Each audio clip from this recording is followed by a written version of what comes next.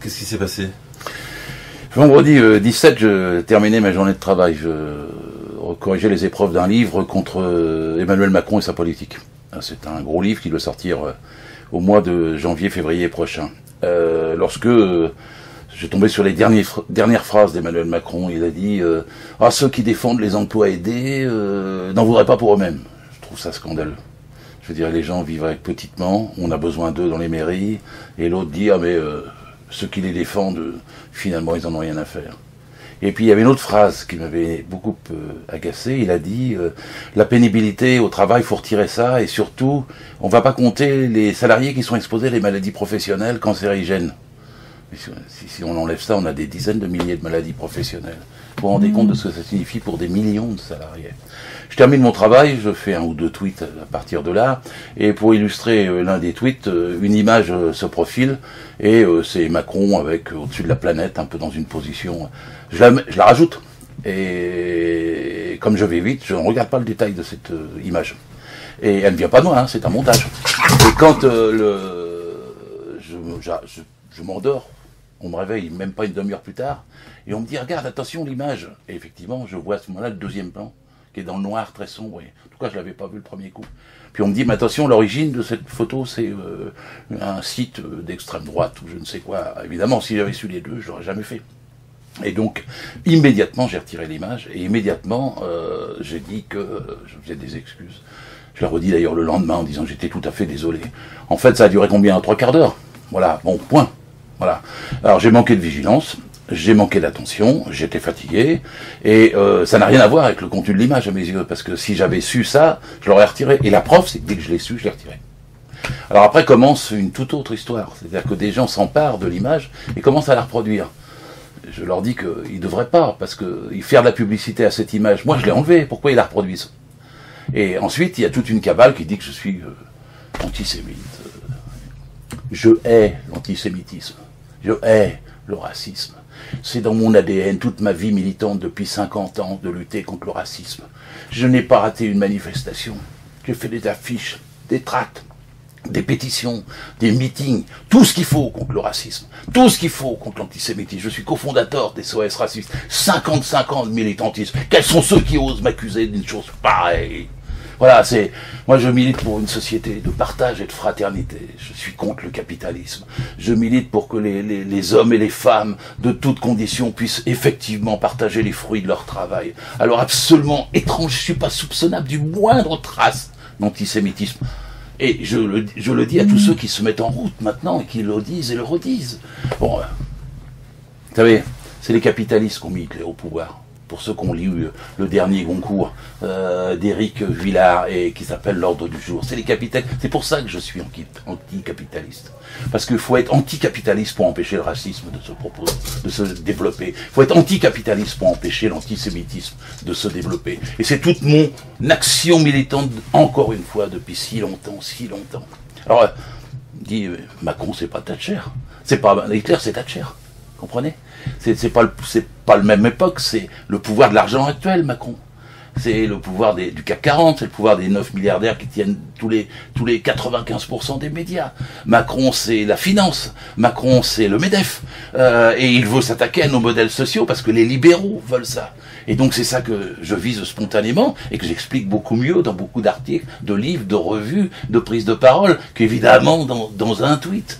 Et il est important que les gens comprennent que Macron n'a jamais été de gauche, qu'il n'y a pas de centre et qu'il est bien situé à droite et qu'il développe la politique la plus libérale réactionnaire que nous ayons jamais subie depuis 1945 et le Conseil national de la résistance. C'était le combat qu'il y avait derrière.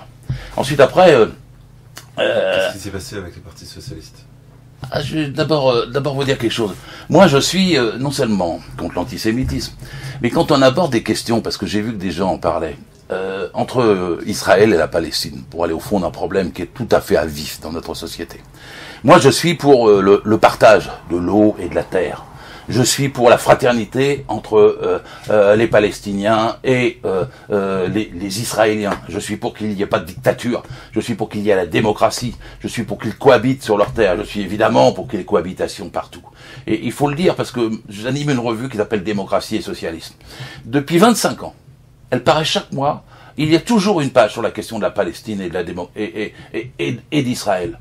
Que les gens aient cherché s'il y a eu la moindre trace d'antisémitisme. Je n'ai pas à me défendre, j'explique pourquoi faut pas être antisémite, et pourquoi il faut la paix au Moyen-Orient, et pourquoi il faut que les peuples s'entraident, et pourquoi il faut, en faisant ça, lutter contre le capitalisme. Alors, tu me parles du Parti socialiste. Alors, c'est pas la première fois que l'aile droite du Parti socialiste s'attaque à l'aile gauche du Parti socialiste avec des arguments comme celui-ci. En Grande-Bretagne, ils ont fait ça à Jérémy Corbyn.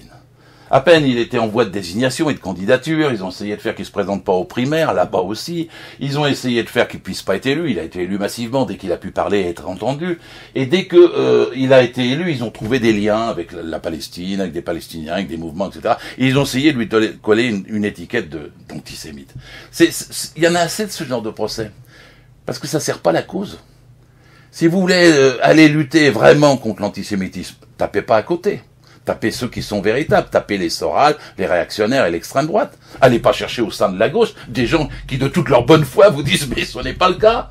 Et donc ceux qui font ça ont une responsabilité. Ceux qui reproduisent le tweet à l'infini, en croyant me charger, ils ont une responsabilité. Ils vont pas sur la cible et par contre ils divisent nos rangs à gauche. Moi, je suis pas pour diviser nos rangs à gauche. Je suis pour les rassembler sur des thèmes communs, pour la défense justement contre le racisme et l'antisémitisme. Et c'est surprenant que ce soit un membre actuellement dirigeant, semble-t-il, du Parti socialiste qui s'en prenne à moi. Ils me connaissent. Ils savent tous qui je suis depuis 50 ans. Ils savent bien qu'ils mentent quand ils m'accusent de cette façon-là. Ils savent bien que ça n'est pas crédible, qu'ils ne pourront pas trouver un seul élément de mon activité militante, de mes paroles, de mes propos, de mes écrits. J'ai écrit 37 livres. La revue, en 25 ans, Démocratie et Socialisme, elle peut être épluchée. J'ai écrit des milliers d'articles. Je peux être examiné, je suis transparent, je n'ai qu'une parole, je n'ai pas deux langages comme beaucoup, j'en ai qu'un. Et les gens connaissent ma sincérité. Et donc dans toute cette période-là, ils peuvent vérifier ce que je suis. Et donc en vérité, s'attaquer à moi là-dessus, c'est de la mauvaise foi, c'est un procès en sorcellerie qui a d'autres buts que celui qui est visé. Alors moi, les autres buts, je les connais, on est à la veille du congrès du Parti socialiste. Je me bats depuis 5 ans pour éviter qu'il échoue, pour qu'il aille à gauche, pour qu'il ne perde pas ses électeurs. La politique de François Hollande nous a fait tout perdre, hein. 5 élections, 7 élections, il n'y a même plus d'électeurs, il n'y a plus de militants, il n'y a plus de local, et tout va mal. Bon, moi je me suis en train de me battre pour le prochain congrès pour essayer de remonter la pente. Mais ceux qui tiennent la majorité, ou même pas la majorité, je ne sais plus comment il faut dire, de l'appareil, eux ils veulent pas que ça se passe comme ça. Donc ils saisissent cette occasion pour me taper dessus avec toute la gauche socialiste. Et c'est artificiel, mais ils se gênent pas, quoi. Puis vu qu'il y a les grands médias, la façon dont ça fonctionne, ils se gênent pas. Et pourtant, le congrès du Parti socialiste devrait avoir lieu en avril prochain. Le vote des militants, probablement vers le 15 ou 22 mars. Le périmètre des votants devrait être fixé au 31 décembre. C'est-à-dire que les militants doivent se mettre à jour avant le 31 décembre pour 2018. Il n'y a pas d'arriéré de cotisation à payer. Et ils devraient payer 20 € pour pouvoir voter l'année prochaine. Moi, je voulais déposer une motion avec mes camarades. Et cette motion, là, la semaine dernière, Temal, le même qui m'attaque, il a dit, oh, on va mettre la barre à 40 signatures du Conseil national, de façon à ce que je ne puisse pas la déposer. Donc c'est antérieur, en fait, l'attaque contre moi à cet événement qu'ils saisissent. Et je voudrais bien que ça s'arrête. Je voudrais bien que les militants, les personnalités, tous ceux que je vois qui m'ont manifesté leur solidarité, hein, je reviens du festival du livre à Toulon, j'ai eu des dizaines, des centaines de gens qui sont venus me dire tenez bon, on les croit pas, qu'est-ce que c'est que cette cabale, etc.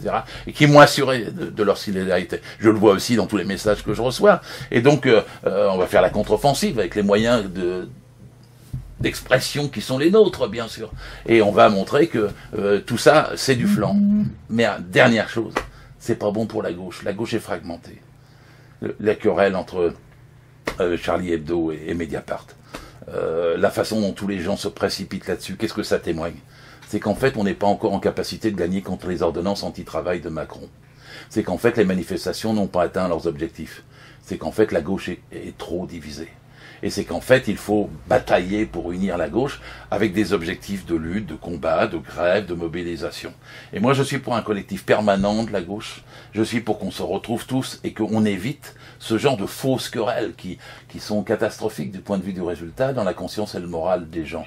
On a assez à faire, à se battre pour augmenter les petits salaires et les petites retraites, à se battre pour augmenter le SMIC, à se battre pour venir à la réduction du temps de travail à 32 heures par semaine, à se battre pour qu'il y ait la retraite à 60 ans et qu'on partage le travail, à se battre contre le chômage de masse, à se battre contre la fraude fiscale, parce que ça, ils n'en parlent jamais, à se battre pour la redistribution des richesses. La France n'a jamais été aussi riche et les richesses aussi mal partagées. La gauche est potentiellement faite, malgré la dernière élection majoritaire dans le pays. Macron est passé entre les gouttes pour se faire élire. Et on a tellement de travail que c'est à ça qu'il faut se consacrer. Moi, je le fais, en écrivant des livres, en écrivant des articles, en faisant des réunions. Je dois avoir fait 25 réunions contre les ordonnances depuis le mois de septembre. Et je vais continuer, parce que c'est ces questions-là qui sont fondamentales, et c'est sur ces questions-là qu'on doit se retrouver en écartant tous ces fausses querelles, ces procès en sorcellerie, ces inquisitions, ces accusations qui n'ont aucun fondement.